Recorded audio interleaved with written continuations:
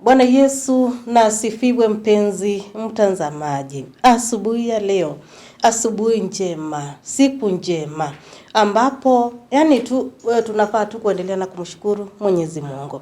Imagine ni Jumatatu ya mwisho ya mwaka wa 2025. Mungu akiwa ametushikilia, Mungu akiwa ametuonekania, Mungu akiwa upande wetu, uwepo wake ukizidi na kutembea pamoja nasi. Tukiwa tunatembea, neema yake ikiwa juu yetu, ikiwa inatutosha kwa mwaka mzima. Tusemeje ila tu kumshukuru Mwenyezi Mungu. Karibu sana katika kipindi cha Manyunyu ya Baraka. Wakati ambapo hiki kipindi hata nasi tunamshukuru Mwenyezi Mungu. Maana kuanzia Januari Mungu akawa pamoja nasi, akatembea pamoja nasi. Wachungaji wote Mungu akawa anawatumia, anawaandaa ili wakifika hapa wawe ni wabaraka kwako, wawe wanaweza wakakufikia, wawe wanaweza wakakuinua kiroho. Sio kwa nguvu zetu, mbali tu ni kwa nguvu za Mwenyezi Mungu. Na hata pia ninamshukuru Mwenyezi Mungu kwa sababu yako mpenzi mtazamaji. Maana wakati ambapo tunasema ni Jumatatu ya mwisho, ya mwaka, hatutaona siku ingine ya Jumatatu ndani ya mwaka wa 2025. Hiyo imeisha sasa. Namshukuru Mungu ni kwa sababu yako. Mungu na kubariki. Karibu sana katika kipindi cha Manyunyu ya Baraka. Tuzidi kubarikiwa pamoja, kuinuliwa pamoja. Mimi hapa ni Pastor Lucy Michael nikikwambia kwamba hakika siku ya leo utaweza na kubarikiwa, utaweza na kuendelea na kuandaliwa. Vile ambavyo tunafaa hata kungoja hiyo siku kubwa, siku ambayo tutakuwa tunavuka mwaka na kuingia mwaka wa 2026. Mtumishi yule ambaye tutakuwa naye akitufundisha hayo yote, akitubariki ni Pastor Mary Kamau kutoka kanisa la ABC Kiatineni, nikitumai kwamba atatubariki vilivyo. Wapendwa watazamaji, naomba kuwasalimu kwa jina la Yesu asubuhi ya leo. Hamjambo? Nami si jambo. Na wakaribisha kwa ajili ya neno la asubuhi ya leo, tunapoendelea na kumtegemea Mungu. Na tukaombe kwa pamoja. Asante Mwenyezi Mungu kwa ajili ya asubuhi ya leo. Tunaliinua jina lako na kusema uhimidiwe, kwa kuwa wewe ni Mungu mwenye nguvu, Mungu mwenye mamlaka, Mungu ambaye hakuna mwingine aliye kama wewe. Tukiri makosa yetu, kuomba msamaha ili ukatusafi na kututakasa ndani ya mwana wako Yesu Kristo. Tunajitweka mikononi mwako asubuhi ya leo. Tunapoanza Baba wa mbinguni kusikia neno lako, nitaomba Baba wa mbinguni ukazungumze nasi na hata ukatuelezee Baba wa mbinguni kwa lugha ambayo tutaweza kuisikia na hata kwa sauti ambayo tutaweza kuisikia na pia kuielewa. Kwa nasi Baba wa mbinguni, na neema yako itutoshe. Kwa Yesu Kristo tumeomba. Amina. Asubuhi ya leo tutaweza kupata neno kutoka kitabu cha Isaya, sura ni ya 43, mstari wa 18 na mstari wa 19. Isaya sura ya 43, mstari wa 18 hadi ule wa 19. Tusome. Msiyakumbuke mambo ya kwanza, wala msiyatafakari mambo ya zamani. Tazama, nitatenda neno jipya, sasa litachipuka. Je, hamtalijua sasa? Nitafanya njia hata jangwani na mito ya maji nyikani. Bwana Yesu asifiwe. Hii ni neno la asubuhi ya leo ambalo litaweza kutuongoza wiki mzima na pia kututia nguvu kwa kutuambia tusiyakumbuke mambo ambayo ni ya kwanza, ama mambo ambayo ni ya zamani, ama mambo ambayo yaliyopita. Tuyatazamie yaliyo mbele, kwa maana Bwana anasema nasi asubuhi ya leo na kutuambia ataweza kufanya jambo jipya kwetu na kutenda neno jipya. Asubuhi ya leo, mada ya siku ya leo ni Mungu aenda kufanya kitu kipya ama Mungu anatenda jambo jipya kwetu. Kwa hivyo tunapoangalia katika hiyo mstari ambao tumesoma, tumeambiwa tusiyakumbuke mambo ambayo yamepita, mambo ambayo yalikuwa yalitupa shida, mambo ambayo pia tukiyatafakari tunapatwa na kujiuliza kwa nini Mungu ni sisi. Lakini tunaambiwa tuyaache wala tusiyakumbuke na tutazamie yaliyo mbele. Tunapoona ya kwamba tunaangazia kupata mwaka mpya, na ni neema tu na wema wa Mungu, si nzuri ambao tumetenda, lakini ni kwa nguvu, kwa neema, kwa mkono wa Mungu, maana ni mkono wa Mungu umetubeba. Mwaka mpya kwetu unamaanisha nini? Unamaanisha tunaenda kuanza ukurasa mpya. Kama vile neno la Mungu ama manda limetuambia, Mungu anaanza kitu kipya, ama Mungu anatenda jambo jipya, ama Mungu anatenda neno jipya kwetu. Tunaposema ukurasa mpya, Mungu anafungua ukurasa mpya kwetu. Kama vile ukisoma kitabu unafungua ukurasa mwingine kuenda mwingine. Hivyo ndivyo tu Mungu ametufungulia ukurasa, na anaenda kutufungulia ukurasa wa kuona mwaka mpya tunaoangazia ama tunaotazamia kuona. Pia Mungu anafungua nafasi jipya. Anatupa nafasi jipya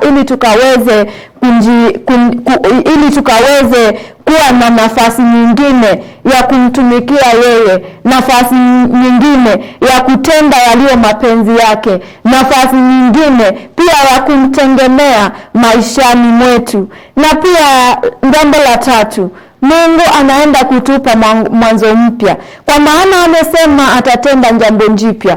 Pia mwanzo mpya ataweza kutupa, na ataweza kufanya kwetu, na ataweza kujidhihirisha kwetu, na zaidi ya yote atazidi kuinuliwa, kwa kuwa yeye ni Mungu, na yeye ni Mungu anayestahili sifa na utukufu wetu. Kwa hivyo mpendwa, naomba ili wewe ukaweze kujua ya kwamba Mungu anatuambia tuyaache yaliyotuchukiza, tuyaache hata yaliyotupa hasira, tuyaache hata mambo yaliyotupa ugomvi, na tujue ya kwamba Mungu anaenda kutenda jambo jipya kwetu. Mungu anaenda kufungua ukurasa mpya kwetu. Mungu anaenda pia kutenda kitu kipya kwetu, kwa maana tukimtegemea yeye ni Mungu asiyeshindwa.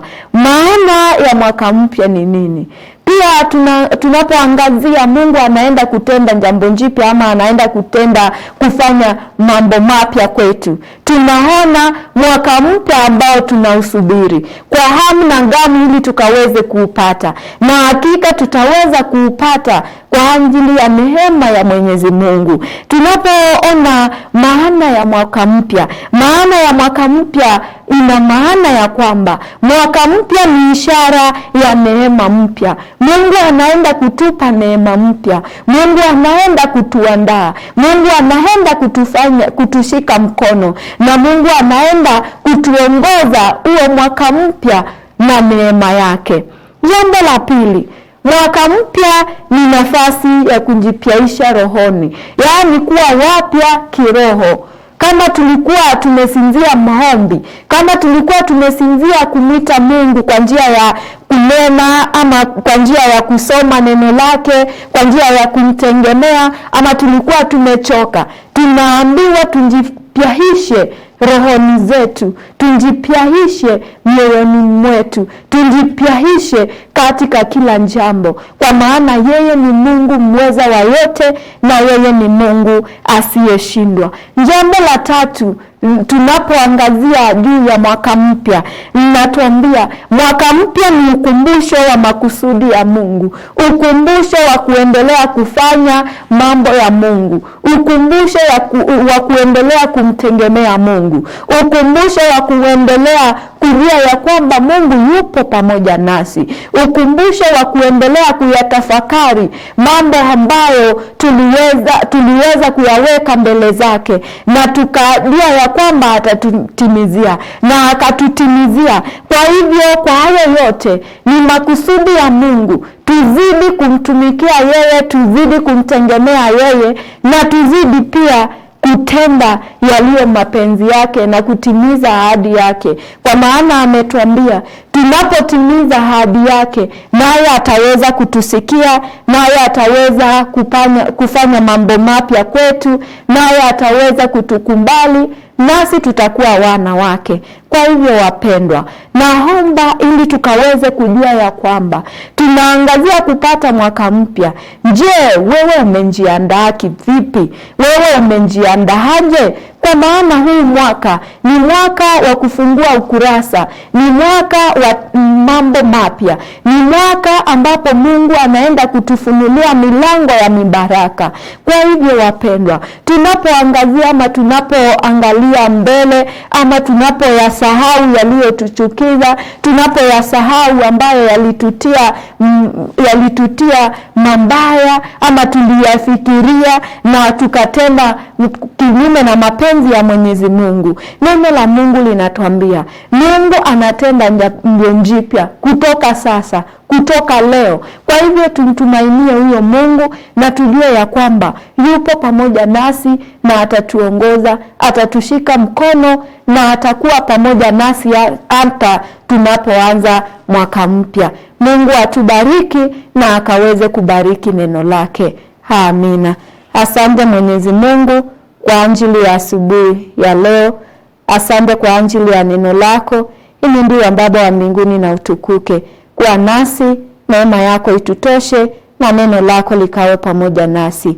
Kwa Yesu Kristo tumeomba. Amina. Mungu wa jana ni Mungu wa leo.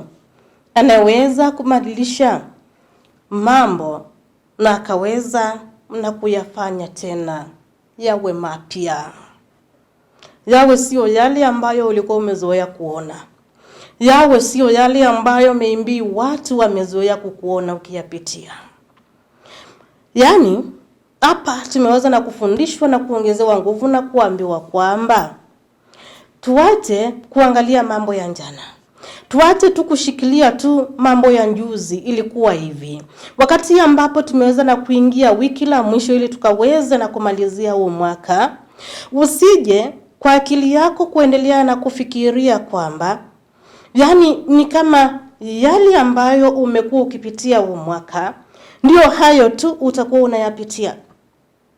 Maybe huu mwaka umelia sana, unaona kwamba nitaweza na kuingia mwaka wa 2026 na niendelee tunakulia hivyo. Hapana.